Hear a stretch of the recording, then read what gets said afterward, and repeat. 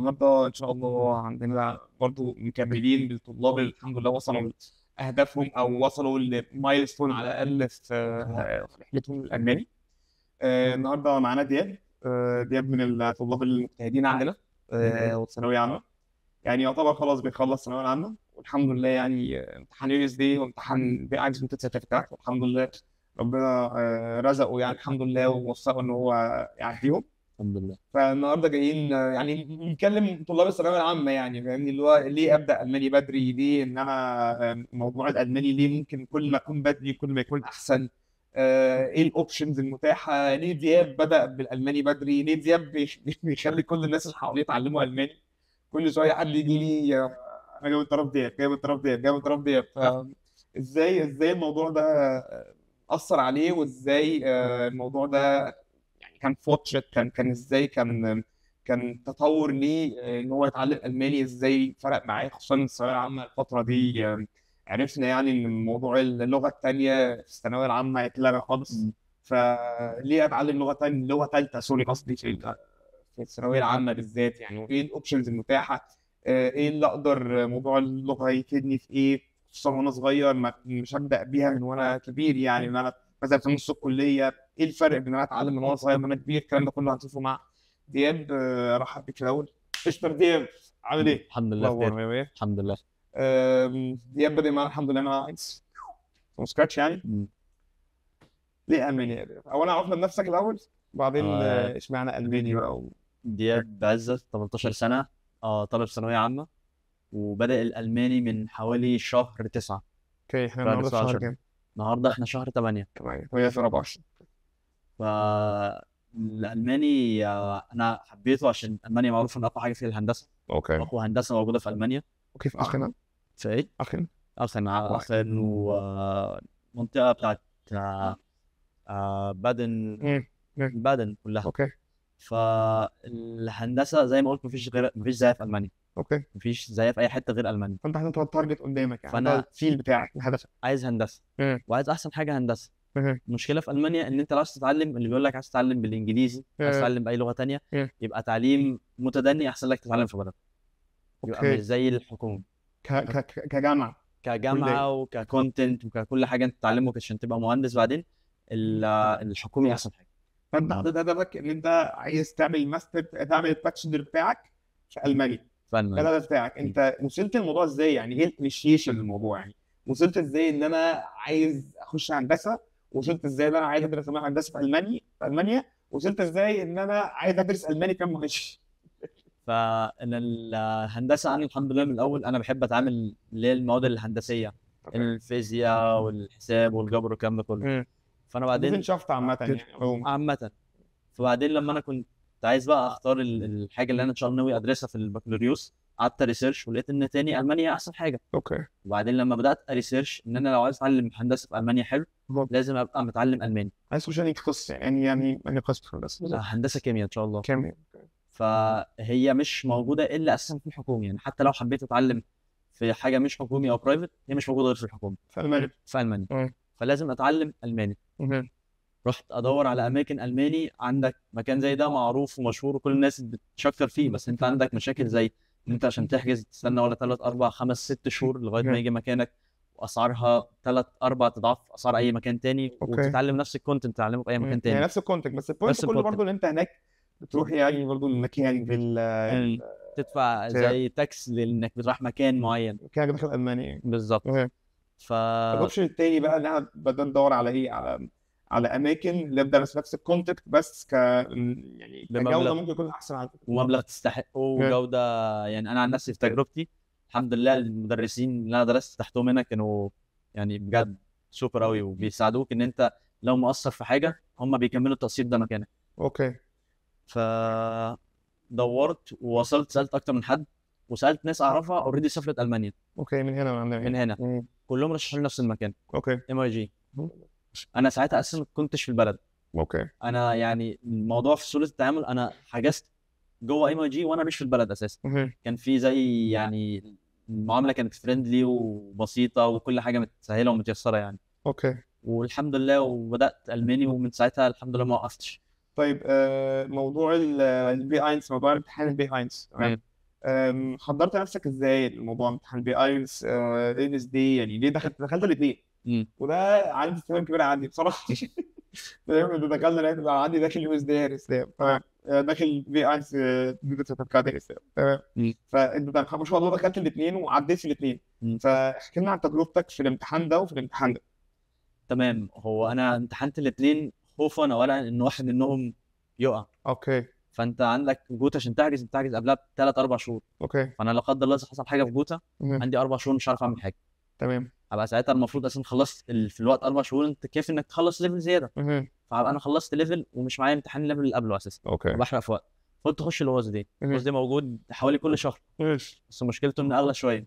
هو اغلى شويه، هو ما بين دي في القاهره كمان. في القاهره كمان. ان شاء الله في اسكندريه قريب ان شاء الله. وكان الموضوع انك تروح القاهره عشان تمتحن الواز دي متعب، بس مش متعب اكتر ما تستنى 4 شهور. اكيد طبعا.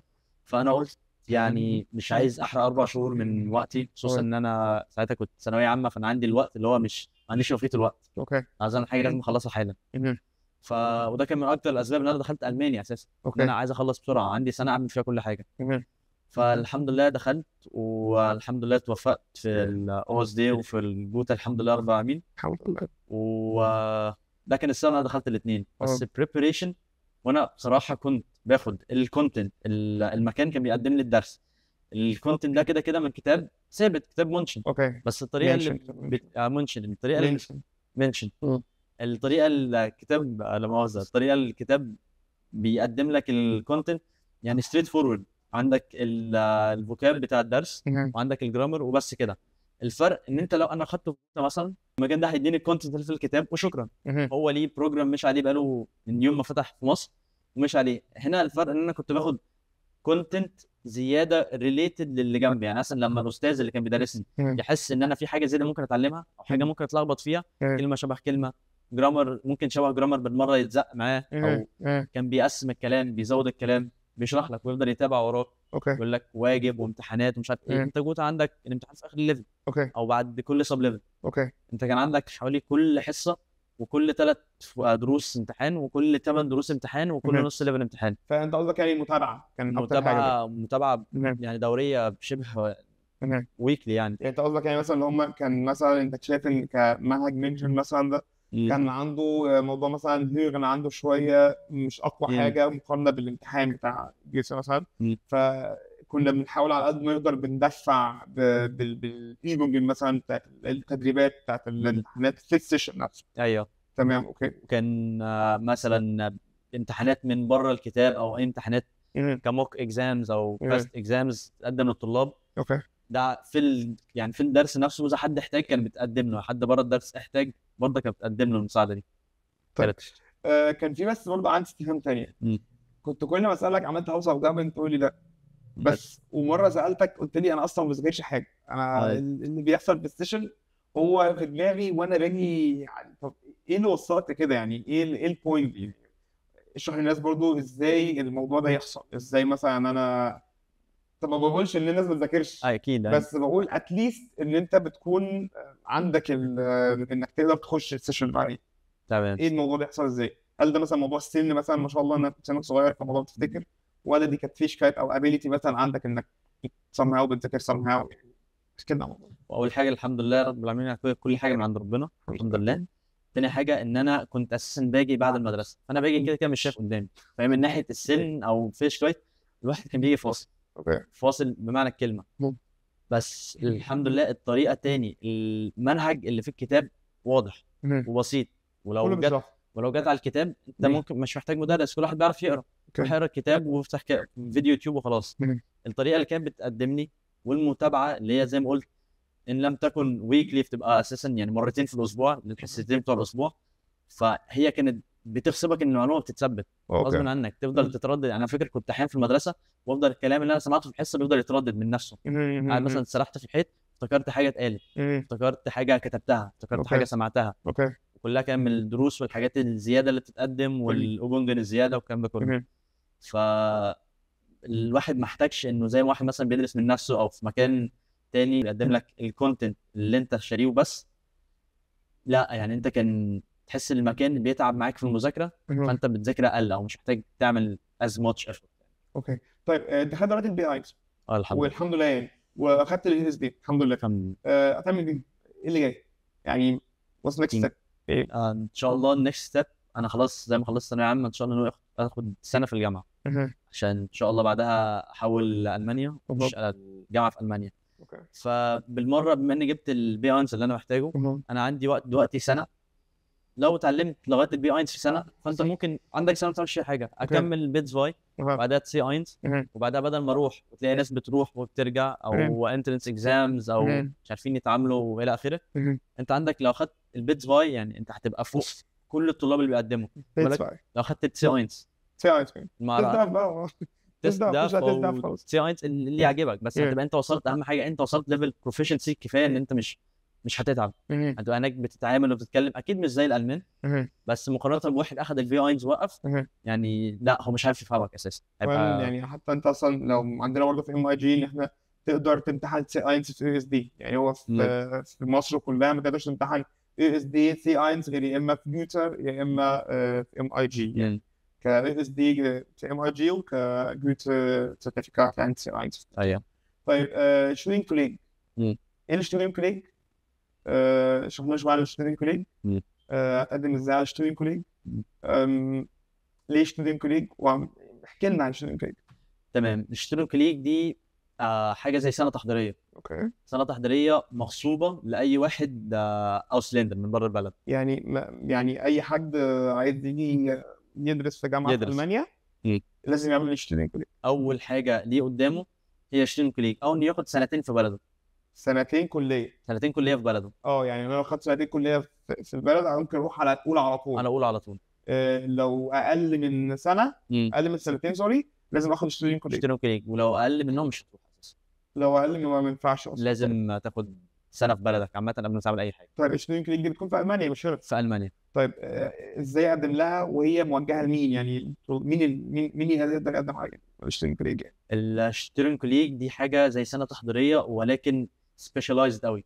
هي مش عامله زي المدرسه ومش عامله زي الجامعه. اوكي. هي انت بيبقى ليك اربع باثويز، تي اللي هو التكنيكال، وام الميديكال، وفي اتنين، واحد تبع البيزنس واحد تبع الادب زي الليترشر والكلام ده كله. هو الناس كلها بتروح، يا معظم الناس بتروح يا تي يا ام. اصل انت عندك الباقي مش هتفرق معاك لو اتعلمته بالالماني او بالانجليزي، لو في الاخر كلها يعني حاجات، يعني المانيا مش معروفه بالبيزنس، يعني عايز بيزنس تدرس في اي حته ثانيه. اوكي. فعندك التي انت بتدرس فيزيكس وماث وكيمستري والماني وانجلش واي تي اللي هو الكمبيوتر بقى سكيلز والكلام ده كله. وعندك الميديكال اللي هو الام، انت عندك بيولوجي بيتحط مكان الماث. اوكي. فانت بتوقف ماث. اوكي. بس هترجع تعلمه في الجامعه، بس هم مش بيدوك الماث اللي انت اتعلمته، ومجرد اللي انت اتعلمته في 12 سنه هتعلمه تاني في سنه بس بالالماني. يعني انت مهما خدت درس مش هتعرف كلمه زي مثلا كيميكال رياكشن او ديفايدند او مهما كان. فانت بيجهزك للحياه الدراسيه في المانيا، بيجهزك اكتر للسوشيال لايف، اللي هو الفرق، الترانزيشن من ان انت كنت بتعاصره في بلدك للي انت هتعاصره ان شاء الله في الجامعه في المانيا. طب ازاي بقدم على الشتودين كوليج؟ الشتودين كوليج انت معظمهم على موقع اسمه اوني اسيست. اوني اسيست ده موقع حكومي تبع الجامعات الالمانيه كلها. لازم اعمل فيه طبعا اكونت وبتقدم وفيز والكلام ده كله. الفيز بدفع كام يورو؟ الفيز للتقديم عندك اول جامعه بتبقى عامله 70 يورو، وبعدين كل اكسترا جامعه عليها ب 30. على ايامي كان ب 15 بقى. مبلغ بجد صعب يخليك مثلا بدل ما انت عايز تقدم ان شاء الله لو في 10 تبدا تفكر انك تقدم في 2. بس يعني انت ان شاء الله اذا اوراقك كامله واوراقك متقدمه مفيش حاجه. يعني انا شفت ناس يعني مهما كانوا جايبين ناجحين بي اينز بدرجات عاديه نوعا ما، ودرجاتهم في الثانويه يعني مش من الاوائل يعني، بس مش درجات وحشه، والحمد لله يعني بيقدموا وياخدوا الفيزا بعدها بشهر بالكتير، شهرين. طب البروسيجر بتاعت التقديم سهله ولا ايه الصعوبات؟ يعني احكي لنا ايه المتطلبات وعوزتهم والصعوبات اكتر حاجه صعبه. اكيد طبعا بقى البلوك اكونت برضه صح؟ البلوك اكونت مشكله يعني بالنسبه لشويه ناس بتقفلهم او بتمنعهم من الفكره اساسا. مبلغ زي 12000 يورو مش سهل. مش سهل، ولو كان سهل زمان فدلوقتي بعد الموضوع دلوقتي بقى اصعب ان لم يكن شبه مستحيل. ايه الفراغ الثانيه او المتطلبات الثانيه ان بحيث ان انا اقدر اقدم على الشركه؟ عندك مثلا حاجه زي ترجمه الورق. ترجمه اللغه دي انت لازم تروح لمترجم معتمد اوكي. ويترجم لك ورقه. عندنا احنا في الله يجيب مترجمه معتمده. الحمد لله دي الحمد اتحلت، لله. بس الفكره نفسها بالنسبه لواحد مش عارف الموضوع ده بيحس ان هو في تايه. دوامه مش عارف يعمل ايه، وانا اروح لمين بس بالظبط. فين. احنا عندنا في ام اي جي ترجمه محلفه. في ام اي جي هنا عندنا اونرز اصلا بتاع ام اي جي هنا مترجمين محلفين طبعا المحكمه يعني. فالترجمه عندنا في ام اي جي معتمده. انت ممكن تقدر تقدم بيها في جامعات، تقدر تقدم في تشتري كليه. عندك صعوبه في التقديم نفسه او في البروسيس، ان الموقع بصراحه مش ستريت فورورد. انت لو عايز تقدم على سنه تحضيريه ستريت فورورد هتقدم في على طول. قصدك على اليوني اسيست؟ على اليوني اسيست. عندك مثلا لو عايز تقدم من السنه التحضيريه انت برضه بتقدم على سنه اولى، وبتستنى انهم يرفضوا لك سنه اولى ويدوك خيار بديل انك تخش اشتري كليك. مفيش انك تقدم على اشتري كليك، يعني مفيش انك تقدم على اشتري كليك ديريكت. لا طول ما انت على يوني اسيست مفيش. في شويه اماكن عباره عن اشتري كليك محترمين جدا، حلوين جدا. يعني انت حاجه زي بادر بورد من احسن اشتري كليكز اللي موجوده في المانيا، ولكنها برايفت.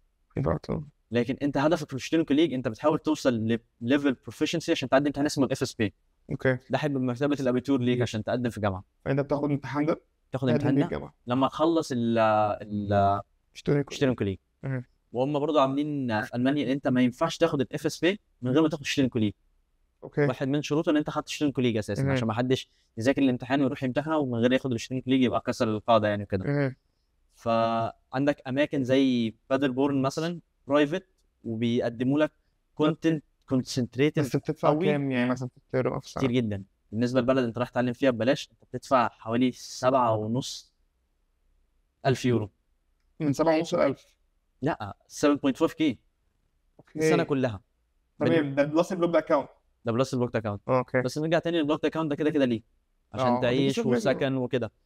المصاريف دي مصاريف جانبيه ما اعرفش هي بتتقسط ولا لا، بس حتى لو بتتقسط هو المبلغ كبير بالنسبه للبلد انت رايح تصرف فيها مثلا 300 يورو في السمستر اللي هي المصاريف الاداريه والكلام ده كله. ولكن اماكن زي دي بتبقى كونسنتريتد جدا انك تنجح. تمام. تعمل لك اي حاجه عشان تنجح. في تشتوتسون في بشكل كبير. بس برضه الجامعات الحكوميه برضه تاني يعني هي مش جامعات سيئه، بالعكس حلوه جدا. من ناحيه الجامعات مفيش جامعات زي الحكومه. الشترين كوليج البرايفت حاجه زي البيزنس بيقدمك حاجات بس عشان تنجح في الاف اس بي، بس غالي بطريقه غالي طبعا. اوكي. دلوقتي انا طالب ثانويه عامه، النتيجه بتاعتي طلعت.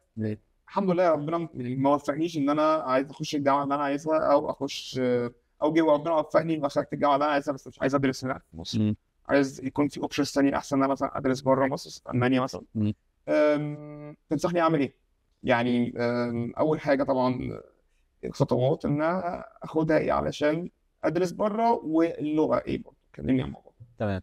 انت لو طالب حكومي او طالب مش مهما كنت، اهم حاجه واحسن حاجه يبقى معاك اوريدي اللغه من الاول. بس لو واحد ما كانش بيفكر في الموضوع ده من قبلها باقل حاجه سنه مستحيل يبقى معاه اللغه. مش يعني ميكس نو سنس ان انت يبقى معاك اللغه او تتعلمها في شهرين ثلاثه ليفل بروفيشنسي يسمح لك انك تتعلم في البلد. اوكي. فانت لو جاي لك الفكره من الاول، اول حاجه تعملها تسجل في كورس الماني. اوكي. اول حاجه، وتعرف ان انت لازم تكرس السنه اللي جايه دي كلها وكل الوقت تقدر تقدره الالماني. دويتش. اصل انت مش رايح، هي مش ماده بتتعلمها، دي لغه كامله جديده. بتتعلم الحروف والاصوات والنطق وكل حاجه. كل حاجه. وبعدين بعد ما تجيب اللغه او انت بتتعلم اللغه بتبدا بقى تقرر انت عايز تدرس فين. وتبدا تدرس لو هتقدر تجيب البادجت دي ولا لا بتاعت البلوك اكونت. اصل هي بالنسبه للناس يعني هي الميكرو بريك. يعني بالنسبه مهما كان معاك اللغه لو معكش البلوك اكونت مش هتخش. دي الحاجه الوحيده اللي ما بستثناش. يعني انت في ناس ممكن بتخش البلد من غير اللغه، مثلا بتخش بحاجه اسمها قبول مشروط او بتخش في اوس بيلدون، في 1000 حاجه ممكن تخش بيها، بس من غير بلوك اكونت مش هتخش. اوكي. او بس دلوقتي الاوس بيلدون ممكن على فكره مش بلوك اكونت ممكن، بس انت محتاج حد في البلد يضمنه. بس ما هو ساعتها ليها هيدفع برضه اوبشنز، ليها متطلبات كده معينه. ايوه. فبعد البلوك اكونت واللغه لازم تبقى اوريدي جاهز ان انت هناك انت في حته جديده. يعني كل اللي انت تعرفه في حياتك هتروح تبدا من اول وجديد، ثقافه جديده، ناس جديده، الدنيا مختلفه. تعيش لوحدك، غربه. لو انت عايش مشاكل مع الكلام ده كله وجاهز تاخدها يعني قدم وربنا يوفقك. بس اللغه اهم حاجه. طيب بالنسبه مثلا لو طالب حكومي او اي جي او امريكان، مم. ايه الفرق بين طالب حكومي بيقدم مثلا على ستودنت ليج او الامريكان او الاي جي؟ تمام. هي حاجه غريبه بصراحه بالنسبه للحكومه الالمانيه عاملاها، بس انت دلوقتي لو طالب حكومي، فانت بالنسبه لهم هم، عشان دلوقتي هنا في تناقض في الحته دي، بالنسبه لهم الحكومي ده اعلى من اي حد اتعلم برايفت او اي حاجه مش نظام حكومي. ولكن التناقض هنا ان هم شايفين ان النظام الحكومي ده اندر بريفليج، فانت عندك الحكومي اللي فوق ده، ده يعني اللي هو موفق اقل من الاي جي او من الاي جي والامريكان، بيعملوا له فرص اكتر مع اوكي ان هو اعلى منهم. اوكي الحته دي بتبان فين؟ بتبان ان انت عندك الشتيرنج ليه زي ما قلنا بيتعمل في المانيا.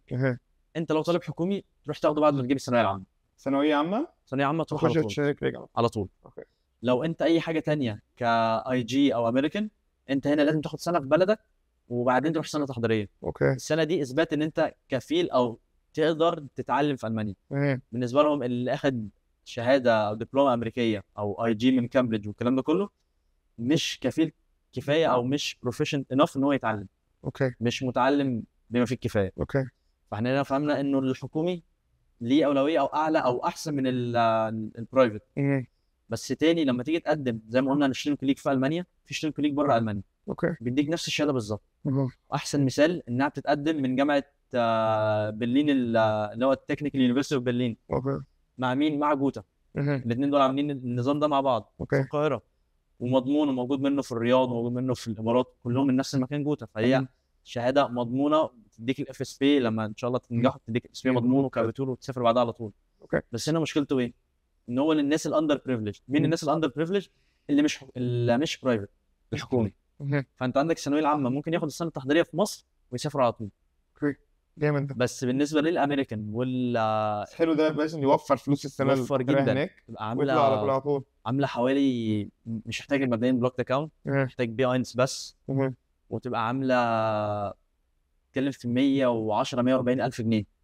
مهما كان المبلغ مش صغير، لا يقارن بانك تدفع بلوك اكونت في اول سنه. لا يقارن باي شكل. هو واحد حصل له على الفرصه دي هيتعامل عشان يجيب المبلغ ده. يا ريت. يعني انا اصلا كحد كدياس، انا قعدت الف وراها كام شهر واوصل واروح واسال وايميل وبعدين يتصلوا عليا والاقي ارقام يعني من تحت الارض واتصل وكل حاجه وبروسس، بس اللي هو مش حاجه زي قواعد اللي هو حتى قدمت واوراقك كفايه ومستواك ودرجاتك انت ممنوع عشان انت مش اندر بريفليج، مع انك انت مش متعلم بالنسبه لهم. ايوه لفه غريبه. بس يعني it is what it is. اوكي شكرا يا دياب على الكلام الحلو ده النهارده ده. اكيد. ومعلش ضيعناك. لا والله. واحنا برضو مبسوطين جدا يعني وفخورين ان احنا في ام اي جي يعني عندنا طلاب ما شاء الله يعني متفوقين في الدراسه ومتفوقين في الالماني زي ما احنا شايفين يعني وزي ما احنا عارفين اوريدي. وربنا ان شاء الله يوفقك في كل اللي جاي.